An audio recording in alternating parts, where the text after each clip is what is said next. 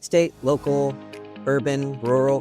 Does anything change in the approach in terms of, how you're, attacking the problem sets when you get to the community? Doing research on the community. What is the cultural, political environment? What are some big wins they've had? Are there any challenges that are, have risen to the forefront that we need to be aware of? Hey everyone, welcome to episode 3. This is Inside Steer, Conversations with Experts. This is a series where we meet some of the people working at Steer and shaping thought and work across North America. Hi, I'm Herb Higginbotham. I'm Executive President of Steer North America. We're a global consultancy that supports public and private organizations that deliver critical services and infrastructure that move and shape our communities. I'm coming from Los Angeles and really excited today to be joined by Nicole Muise-Kielkucki in Pittsburgh, Pennsylvania. Hello, Nicole. Hi, Herb. Nicole is part of our Fourth Economy team. Fourth Economy is a community economic development arm of Steer North America. And in particular, Nicole's been leading in economic development work. She's going to talk a little bit about that with us today. She works across regions in the United States, and clients, your clients, Nicole, you're telling me are like public sector, private sector, nonprofit, sort of like anyone that's helping the community sort of move and shape the vision for the future. So we're going to have a wide-ranging conversation today about what's going on in the economic development space right now. Nicole, how is everything in Pittsburgh today? Everything in Pittsburgh is great. It's always great to be in Pittsburgh. It's my new adopted home. I've been here for almost 20 years. That's amazing. And I cannot let the moment go past to say Pittsburgh is my hometown. So I'm really great to talk to you today. Say hi to all the locals when you get out of this session. Nicole, tell us a little bit about your role in Fourth Economy. What are you up to when you go to work every day? Yeah, absolutely. So my role at Steer, Fourth Economy, I lead a lot of our economic development strategy work. So I'd say, the majority of the work that I do is doing strategic planning with communities to really plan for their future. So like you mentioned, our clients are very wide ranging. The majority are city, state, local, and regional governments, but we also have a healthy dose of nonprofits, and those could be, chambers or EDOs, but they could also be community foundations and others in that kind of social services space. We also work with a few private clients, especially when we're doing economic development, impact analysis, site planning, that sort of thing. So very varied in terms of size, scale, type of client, and geography. We work all over the country. Even though I'm based in Pittsburgh, I get to do a lot of Pennsylvania-based work, but I also get to do work outside of the state, which is really great. That's so cool. Nicole, what's keeping them up at night? And by virtue of that, then what's keeping you up at night? I mean, with such a wide set of clients, are the problems that you see, are they specific to different regions or different, public or private? Like what does it look like? Yeah, absolutely. I think, probably 5 years ago or so, for the economy, we were really, I think, at the forefront of talking about things like childcare or housing as key economic development and workforce needs. I think now, especially post-COVID, the world has caught up, and now almost every single one of our clients recognizes those supports as integral to their workforce support system. So even though that's those are really persistent challenges, I think we're seeing persistent challenges in terms of energy costs. A lot of our clients, a lot of our communities are worried about energy and want to be part of a high tech future and economy, but are also very wary, I think rightly so, about things like data centers. And so we're working with clients to help them really think through those things, because they're complex issues. They're not black and white.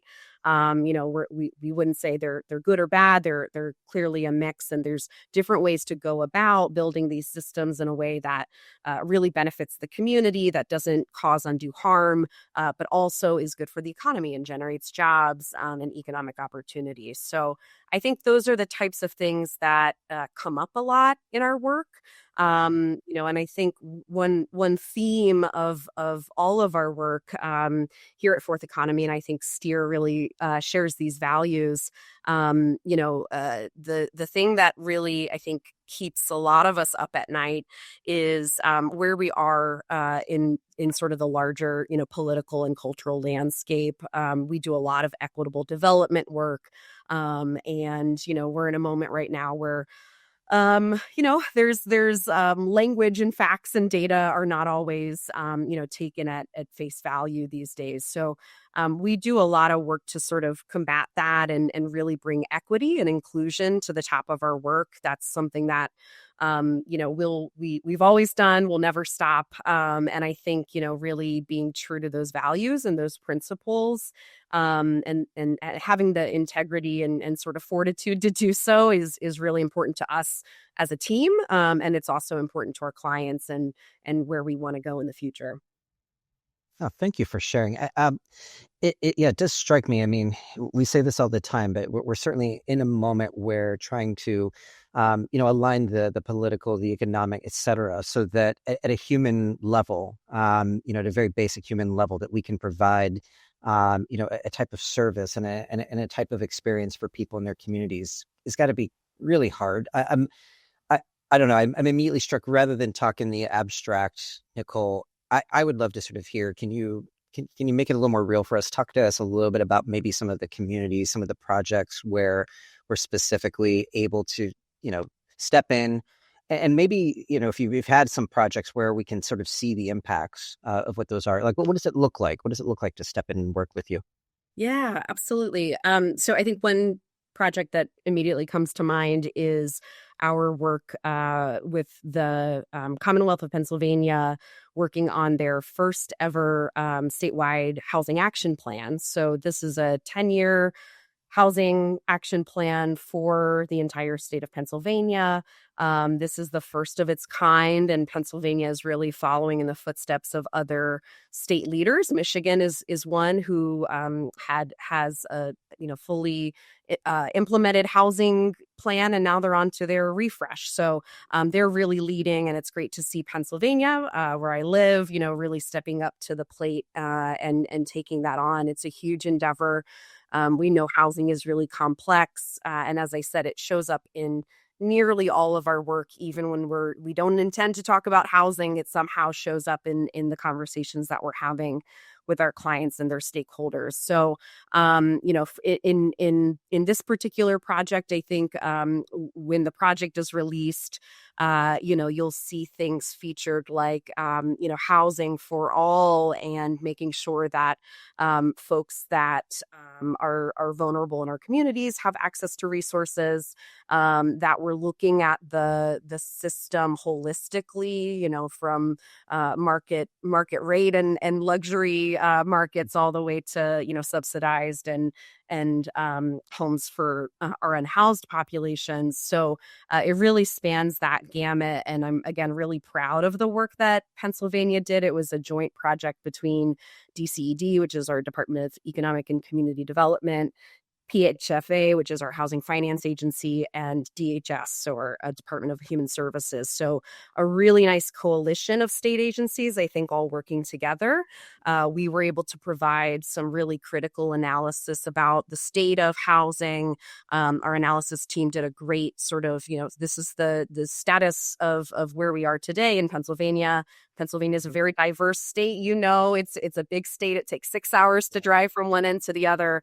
And you have big cities like Philly and Pittsburgh, and smaller metros sprinkled out throughout, and of course some very rural areas. So complex to design a housing strategy that works across all of those complex variables. But again, I think Pennsylvania really realized, for us to stay on top economically and compete with other states that are they're vying for our talent and our businesses, and housing is such a critical component for people to be able to keep and attract talent, to attract those businesses and employers, and really, drive well-being for longtime residents. I think that's a big fear we hear about a lot. We want to make sure that improvements benefit all, and that includes folks that have been here for a really long time. So being mindful of impacts of investment and unintentional,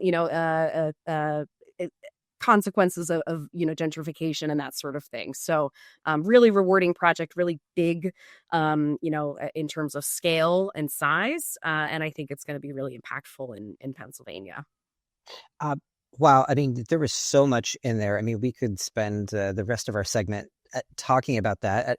I was struck by a couple things. So, number one, as my career sort of was built in transportation, and I always like to say now when I go out and talk, and hearing you talk about housing, transportation networks and systems, right? Like so many of the communities, ills and positives, right? Sort of roll down to the transportation network. And so, I'd always encourage our transportation partners to talk with the housing groups in their communities, right? At every level, right? Because how housing interacts and interfaces with jobs, interfaces with the institutions, the schools, and other social institutions, how it interacts, and then, how the transportation network distributes us, how the, utility networks are, like all of those are so interconnected.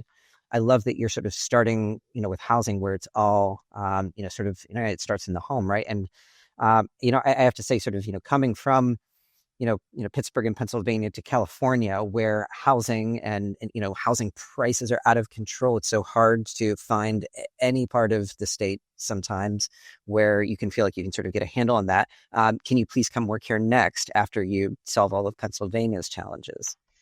I love sunny California. I have some relatives out west. I like the seasons. I really like it.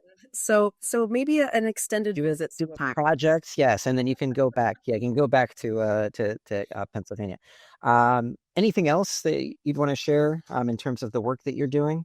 Yeah, I think one other example again that comes to mind. This is we've worked with York County, Pennsylvania, and sorry, my examples are Pennsylvania. I do work in other places and other markets, but these are two that I'm very proud of. York, Pennsylvania. It's in South Central PA. It's kind of equidistant from Philadelphia, Baltimore, and Harrisburg, which is our state capital. So right on the border of Pennsylvania and Maryland. A lot of commuter flow, a lot of in and out migration in that kind of tri-state area. And again, it's very similar to Pennsylvania as a whole. They're sort of a microcosm. They have the dense city center, the city of York. They also have some growing kind of suburban and exurban areas that are really diverse, are experiencing a lot of immigration, both internationally and sort of some natural population growth. So you have these pockets of kind of like new culture and new community that are rapidly growing. And then you have, a lot of rural area. And York County was built on agriculture. It's a very agricultural community. They're right next to Lancaster. They have a sibling rivalry there. Lancaster is arguably the agriculture capital of our state. A lot of agricultural output coming out of that region.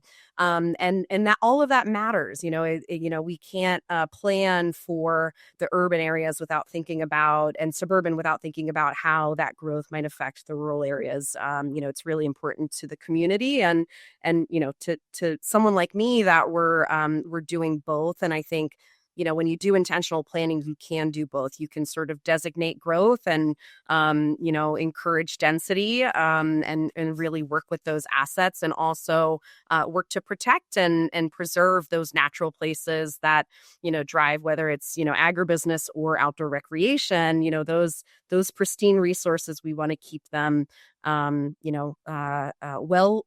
taken care of and cherished for many generations. So, we started working with York in late 2019, on their first economic development strategy, the York County Economic Action Plan.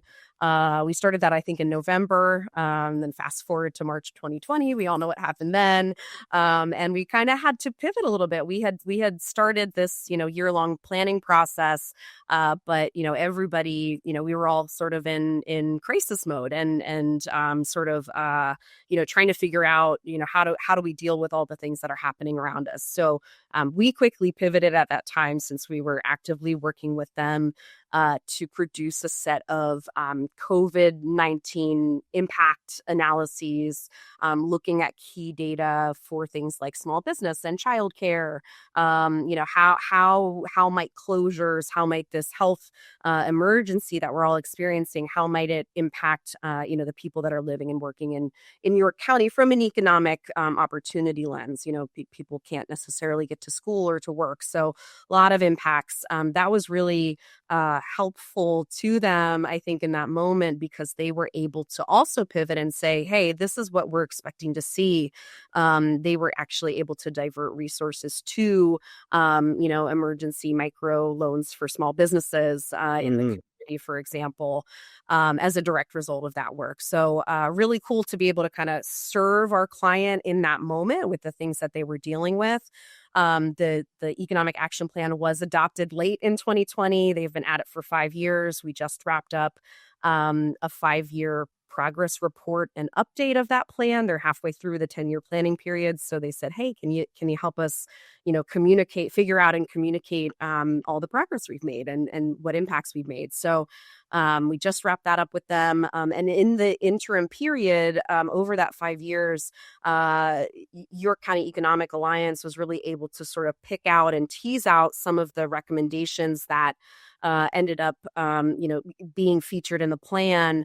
And we were able to help them with a few other efforts. So, I think in 2022 or 23, we did a housing plan for York County. We, at some point during that 5-year period, we also did an arts and culture outdoor asset mapping and impact report for the community. They used that to really advocate for a sustainable public funding source for those kind of arts and cultural and outdoor assets. So we've worked with York County on a number of projects, and it's really cool. We also did a transportation equity study with them and their United Way. So it was really great to see them sort of, really zeroing in on these recommendations. A lot of times we work with clients and communities, and once we finish our planning process, they're sort of on their own, and they really have to take what we recommend and run with it. And York County was fully committed, and they were able to pick out those high impact pieces and, kind of phase it. Where can we get funding for what pieces when, and make a lot of progress in those 5 years. So very rewarding, very impactful. And again, the value of working with a longtime client that, knows us and knows our work.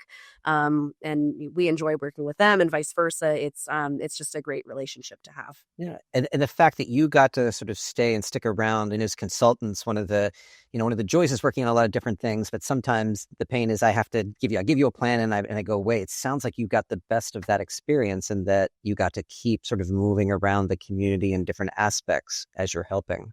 Oh yeah, absolutely. Oh, that's fantastic. When you tell me, that's a local level, you talked about state level, state, local, urban, rural. Does anything change in the approach in terms of, how you're, attacking the problem sets when you get to the community?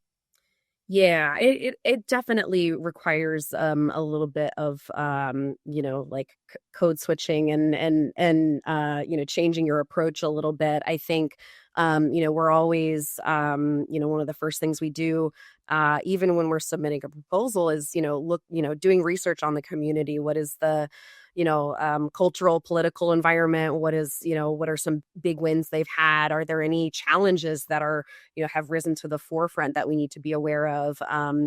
So I think taking that intelligence and then working with the client, we ask them those questions as well when we start the process. What should we know about? Have there been planning processes recently that worked well, and why? And if not, have you had some that failed, and why do you think that happened? So we're always really intentional, I think, about how how we're gathering information.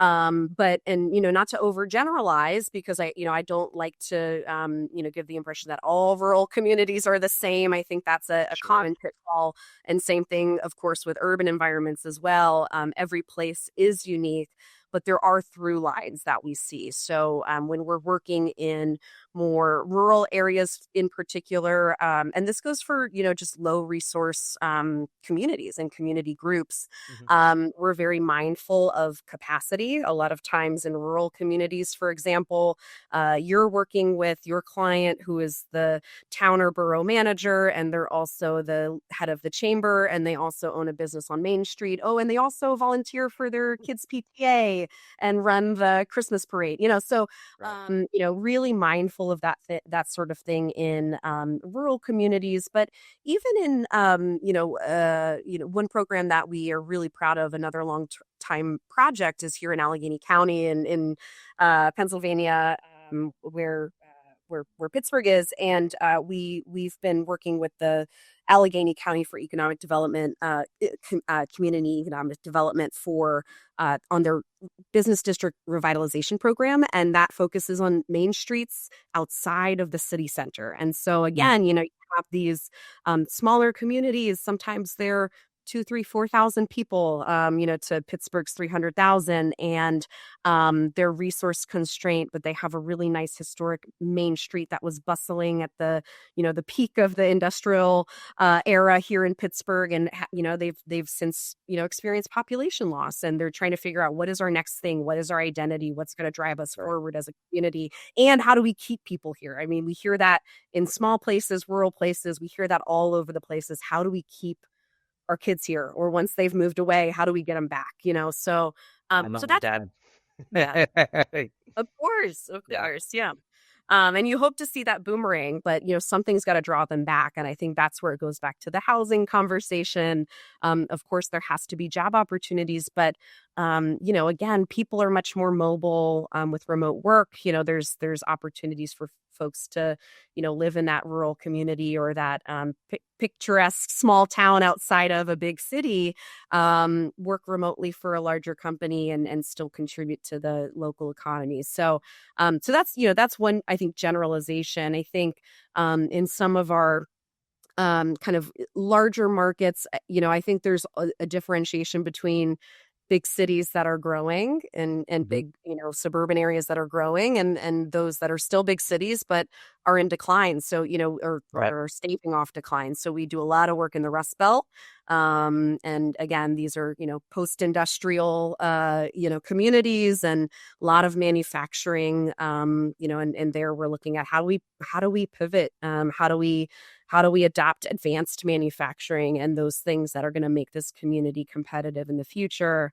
The problems in those communities are much different than the problems in a growing suburb. For example, we've worked outside of Atlanta a fair bit, again on housing and economic development, and they're growing rapidly, and so their challenges are much more tied to traffic and safety and again, kind of establishing an identity that they don't want to lose as they grow.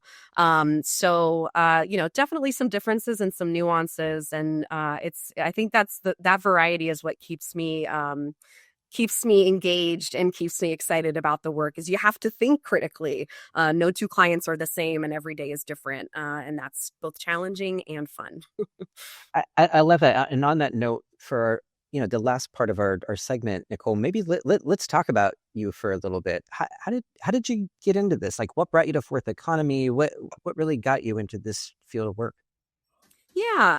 So I came to Fourth Economy. My previous job was in economic development, but from the tech startup innovation venture space.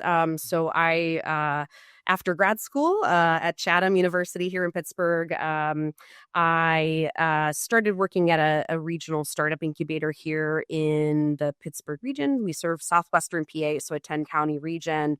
And there, I ran an accelerator program for social enterprise companies. We also had a funding program for immigrant and minority entrepreneurs. And we also had a food and farm business funding program, which is a passion area of mine. My graduate degree from Chatham is in food studies from the School of Sustainability there. So Wow.